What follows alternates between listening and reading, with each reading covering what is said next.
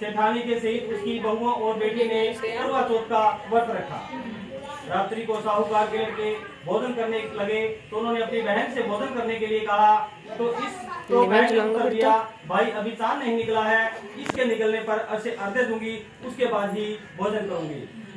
बहन की बात सुनकर भाइयों ने क्या काम किया कि नगर से बाहर जाकर अग्नि जला दी और छलनी ले जाकर उसमें से प्रकाश दिखाते हुए उन्होंने कहा, बहन चांद निकल आया है, इसे अर्घ्य देकर हमारे साथ भोजन करो। यह सुनकर उसने अपनी भाभियों से कहा, आओ तुम भी चंद्रमा को अर्घ्य दे दो और भोजन करो। परंतु उसकी भाभियां इस कांड को अच्छी तरीके से जानती थी। उन्हें पता था कि अभी चांद नहीं निकला है, कि उन्होंने कहा, तेरे भाइयों ने तुम्हें धोखा देकर अग्नि का प्रकाश छलनी से दिखाया है, इसीलिए तुम्हें भोजन करने के लिए कह रहे हैं। भाभियों की यह बात सुनकर उसने कुछ ध्यान नहीं दिया, वह भाइयों द्वारा दिखाए गए प्रकाश को ही अर्घ्य देकर भोजन कर लिया। इस प्रकार व्रत भंग करने से गणेश जी उस पर अप्रसन्न हो गए। इसके बाद उसका पति सख्त बीमार हो गया और जो कुछ घर में था उसकी बीमारी पर लग गया। जब उसे अपने किए हुए उस दोषों के बारे में पता लगा, उसे बहुत पश्चाताप हुआ, जिससे उन्होंने फिर गणेश जी को प्रार्थना करते हुए विधि पूर्वक गणेश चतुर्थी व्रत का आरंभ किया। श्रद्धानुसार सबका आदर करते हुए सबसे आशीर्वाद प्राप्त किया।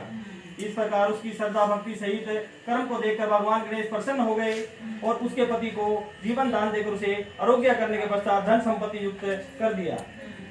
इस प्रकार जो कोई छल कपट को त्याग कर श्रद्धा भक्ति से चतुर्थी का व्रत करेंगे, वे सब प्रकार से सुखी होते हुए कलेशों से मुक्त हो जाएंगे।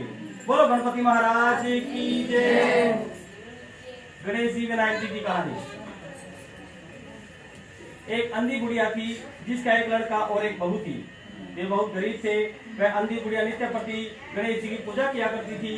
गणेश जी साक्षात उसके सामने आकर कहते, ए बुढ़िया, मैं जो चाहे तो मांग ले।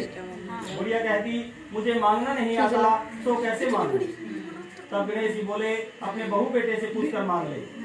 बुढ़िया ने अपने पुत्र और वधू से पूछा तो बेटे ने कहा कि माँ धन मांग ले और बहू ने कहा कि माँ पोता मांग ले। तब बुढ़िया ने सोचा कि बेटा बहू तो अपने अपने मतलब की बात कर रहे हैं। तथा उस बुढ़िया ने पड़ोसियों से पूछा तो पड़ोसियों ने कहा कि बुढ़िया, तेरी थोड़ी सी जिंदगी बची है, क्यों मांगे धन, क्यों मांगे पोता, तू तो केवल अपने नेत्र मांग ले, जिससे तेरी जो शेष जिंदगी बची है वह सुख से व्यतीत हो सके। उस बुढ़िया ने बेटे और बहू तथा पड़ोसियों की बात सुनकर घर में जाकर सोचा, जिससे बेटा बहू और मेरा सबका भला हो वह सब मांग लो और अपने मतलब की चीज भी मांग लो। जब दूसरे दिन श्री गणेश जी आए और बोले, बोल बुढ़िया क्या मांगती है? हमारा वचन है, जो तू मांगेगी वही मिलेगा। गणेश जी के वचन सुनकर बुढ़िया बोली, हे गणराज, यदि आप मुझ पर प्रसन्न हो तो मुझे 9 करोड़ की माया दे, निरोगी काया दे, अमर सुहाग दे, आंखों में प्रकाश दे, नाती पोता दे, समस्त परिवार को सुख दे और अंत में मोक्ष दे। बुढ़िया की बात सुनकर गणेश जी बोले, बुढ़िया माँ, तूने मुझे ठग लिया है। खैर, जो कुछ तूने मांगा है वह सब तुझे अवश्य मिलेगा। यूं कहकर गणेश जी अंतर ध्यान हो गए। गणेश जी जैसे बुढ़िया माँ को मांगे अनुसार अपने सब कुछ दिया है, वैसे ही सबको देना और इसको हमको भी देना और कृपा करना। बोलो गणपति महाराज की जय। इसमें लक्ष्मी माता की क्या करते जी? गणेश की और इसकी होती है। गणेश का ही गणेश की पूजा होती है, गणेश का ही सुनाया जाता है।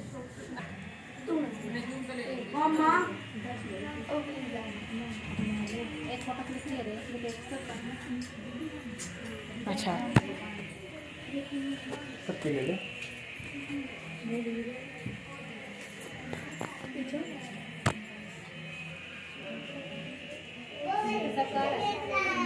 स्कूल में पढ़ाई का नीचे से हो गए।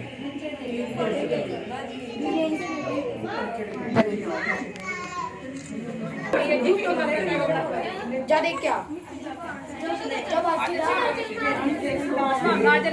जब